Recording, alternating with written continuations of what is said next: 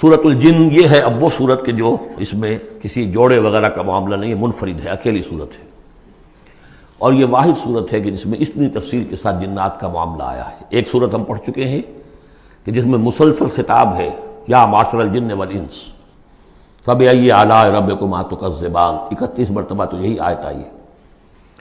یا یہ صورت ہے کہ جس میں ایکسکلوسیو جو ہے ان کا معاملہ آ رہا ہے۔ یہ بھی ہو سکتا ہے کہ یہ کوئی اور واقعہ ہو، اور یہ بھی ہو سکتا ہے یہ وہی واقعہ جو سورہ احقاف کا ہے، وہ تو جا کر انہوں نے جو کچھ کیا اللہ تعالیٰ نے وہ خبر ہمیں دے دی۔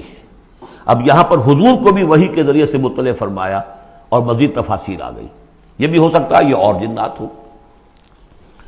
بسم اللہ الرحمن الرحیم، قل اوحی الی انہ استمع نفر من الجن، کہہ دیجئے اے نبی کہ میری جانب وحی کی گئی ہے کہ جنوں کی ایک جماعت نے سنا۔ کس کو سنا؟ قرآن کو سنا۔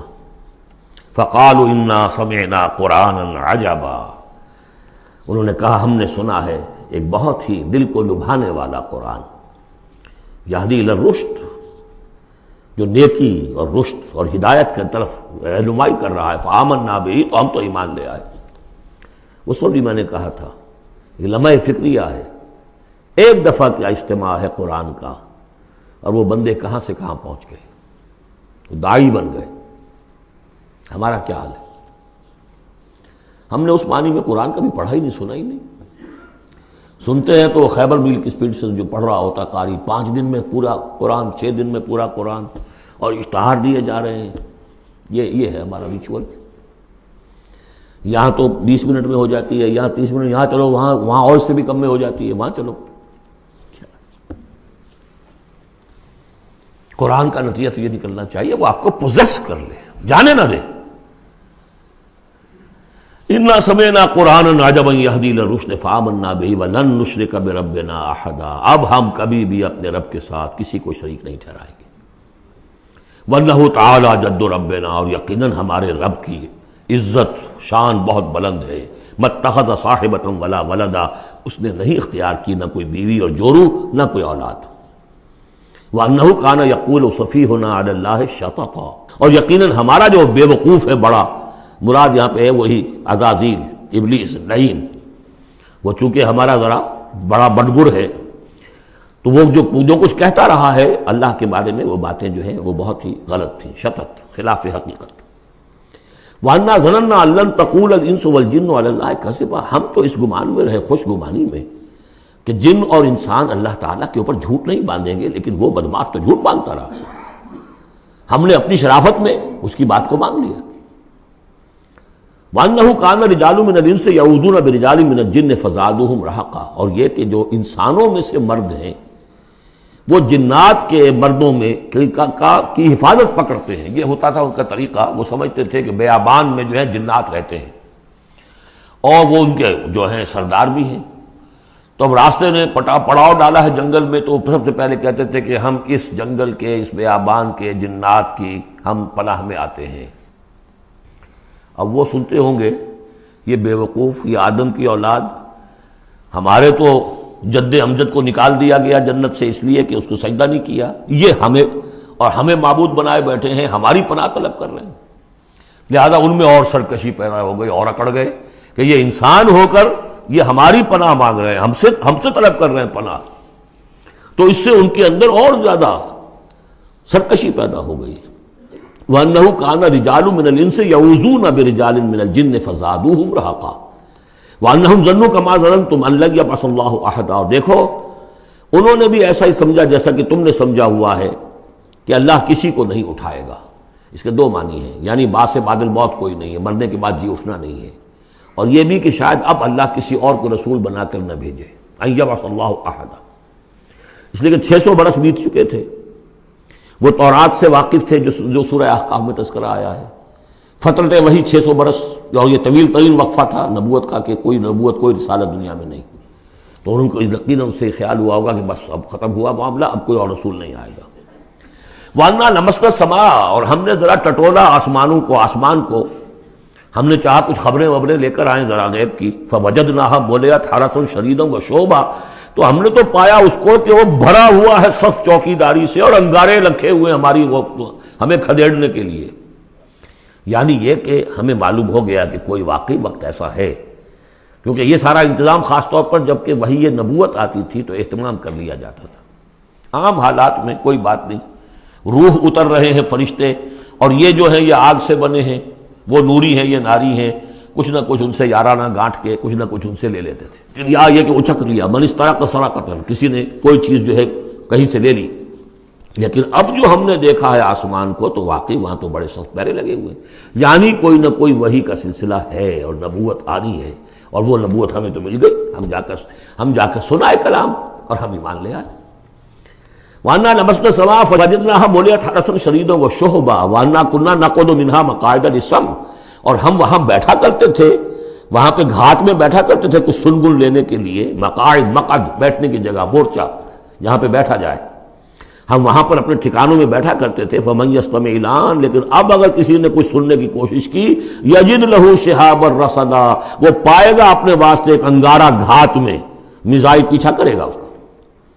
وَأَنَّا لَا نَدْرِي أَشَرٌّ أُرِيدَ بِمَنْ فِي الْأَرْضِ أَمْ أَرَادَ بِهِمْ رَبُّهُمْ رَشَدًا۔ معلوم ہوتا بہت بڑے عالم تھے یہ، تورات کے جاننے والے، انہوں نے ایک ایسی عظیم بات کہی ہے یہ، ہمیں یہ معلوم نہیں کہ آیا زمین میں بسنے والے ان انسانوں کی کوئی شامت آ گئی ہے یا اللہ نے ان کے لیے کسی بھلائی کا ارادہ کیا ہے۔ رسالت آئے گی تو دو ہی نتیجے ہیں، یا تو کوئی عذاب آنے والا ہے اب، اس لیے کہ وما كنا معذبین حتی نبعث رسولا، یا تو کوئی بہت بڑے پیمانے پر انسانوں کی شامت آنے والی ہے، جیسے قوم نوح، قوم ہود، قوم صالح کا حشر ہوا تھا، وہ ویسا ہی حشر ہونے والا ہے۔ اللہ لا نظری، ہم نہیں جانتے، اشر ارید بمن فی الارض، زمین والوں کے لیے کسی شر کا فیصلہ کیا گیا ہے، ام اراد بہم ربہم رشدا، یا ان کے لیے ان کے رب نے بھلائی کا، خیر کا ارادہ کیا ہے۔ ظاہر بات ہے نبوت اور رسالت محمدی خیر پر منتج ہوئی۔ وَأَنَّا مِنَّا الصَّالِحُونَ وَمِنَّا دُونَ ذَلِكَ، اور دیکھو ہمارے اندر نیک بھی ہیں، جنات نیک بھی رہے ہیں اور دوسری طرح کے بھی ہیں، بد نہیں کہا، یہ ہے حکمت تبلیغ، بروں کو بھی برا نہ کہو، ہاں دوسری قسم کے بھی ہیں، نیک بھی ہے اور دوسری قسم کے بھی ہیں۔ کُنَّا طَرَائِقَ قِدَدًا، ہم تھے مختلف راستوں پر جو کہ ایک دوسرے سے پھٹے ہوئے تھے۔ یہ قددا جو آیا تھا نا، قدت قمیصہ، پھٹ جانا قمیص کا۔ وَأَنَّا ظَنَنَّا أَن لَّن نُعْجِزَ اللَّهَ فِي الْأَرْضِ وَلَن نُعْجِزَهُ هَرَبًا، اور ہم نے یہ جان لیا کہ ہم اللہ کو عاجز نہیں کر سکتے، ہرا نہیں سکتے، نہ زمین میں بھاگ کر، اور ہم کہیں بھاگ کر اور زمین میں اللہ کو شکست نہیں دے سکتے، اس کی پکڑ سے نکل نہیں سکتے۔ وَأَنَّا لَمَّا سَمِعْنَا الْهُدَىٰ آمَنَّا بِهِ، اور ہم نے تو جب وہ ہدایت سنی، الہدا سنا، اس کی استماع ہم نے کیا، ہم تو اس پر ایمان لے آئے۔ فَمَن يُؤْمِن بِرَبِّهِ فَلَا يَخَافُ بَخْسًا وَلَا رَهَقًا، تو جو کوئی بھی ایمان لائے گا اپنے رب پر، اسے کوئی خوف نہیں ہوگا کہ نہ اسے کوئی نقصان دیا جائے گا، نہ اس پر کوئی زبردستی ہوگی، کوئی زیادتی ہوگی، جیسے جیسے ان کے اعمال صالحہ ہیں پورے پورے اللہ تعالیٰ ان کا اجر ان کو دے دے گا۔ وَأَنَّا مِنَّا الْمُسْلِمُونَ وَمِنَّا الْقَاسِطُونَ، اور دیکھو ہمارے اندر وہ بھی ہیں جو فرما بردار ہیں اور وہ بھی ہیں جو بے انصافی کرتے ہیں۔ یہ قسط کے لفظ کے ساتھ سمجھ لیجئے، جب یہ ثلاثی مجرد میں آتا ہے تو قاسط اس میں فاعل بنا، وہ ناانصاف کے معنی میں ہے، یہ باب افعال کے خواص میں سے ہے، سلب ماخذ اس کو کہتے ہیں۔ جب باب افعال میں آئے گا تو اس کے معنی ہے عدل و انصاف، اور جب ثلاثی مجرد میں آئے گا تو نا انصافی۔ قاسطون فمن اسلم فاولئک تحروا رشدا، جو لوگ اسلام لے آئے، اطاعت قبول کر لی، تو انہوں نے تو گویا کہ ڈھونڈ نکالی خیر کی راہ، نیکی کی راہ انہوں نے تلاش کر لی۔ وَأَمَّا الْقَاسِطُونَ، اور جو بے انصاف ہے، فَكَانُوا لِجَهَنَّمَ حَطَبًا، وہ لوگ جو ہے پھر جہنم کا ایندھن بن کر رہیں گے۔ یہاں تک ان کی تقریر ہے جو انہوں نے تبلیغ کی ہے۔ اب جو بات آگے آ رہی ہے یہ خود اللہ کی طرف سے کلام ہے۔ أَن لَوِ اسْتَقَامُوا عَلَى الطَّرِيقَةِ لَأَسْقَيْنَاهُم مَّاءً غَدَقًا، اور یہ کہ یہ اگر لوگ اپنے اس طریقے پر جو طریقہ انبیاء کا تھا، جو آدم نے دیا تھا، جو نوح نے دیا تھا، یہ چلتے رہتے تو ہم انہیں خوب پلاتے، پانی بھر بھر کر خوب سیراب کرتے ان کو۔ یہاں لفظ طریقت آیا ہے قرآن میں، شریعت، طریقت۔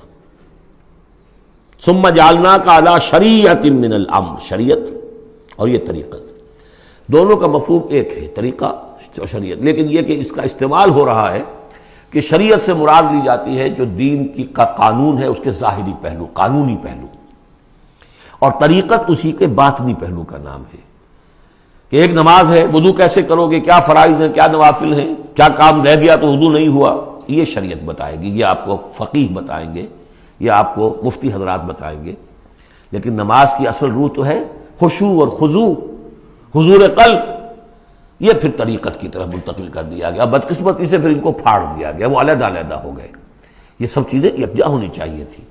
اور جو ہمارے اولین صوفیاء ہیں وہ بہت بڑے عالم بھی تھے، ایسے نہیں تھے کہ صرف صوفی تھے، وہ بہت بڑے مفتی بھی ہوتے تھے. بلکہ اولین کیا، اس دور میں بھی جو میں نے آپ سے بتایا تھا کہ قاضی ثناء اللہ پانی پتی رحمۃ اللہ علیہ، وہ مفتی بھی ہیں، مفسر بھی ہیں، محدث بھی ہیں، اور بہت بڑے مرشد بھی ہیں.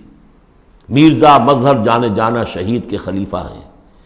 اور یہ سب شیخ احمد سرہندی رحمۃ اللہ علیہ کا جو سلسلہ ہے، سلسلہ مجددیہ نقشبندیہ، اس کے بزرگ ہیں. تو وہ ہیں، وہ جامع صفات لوگ.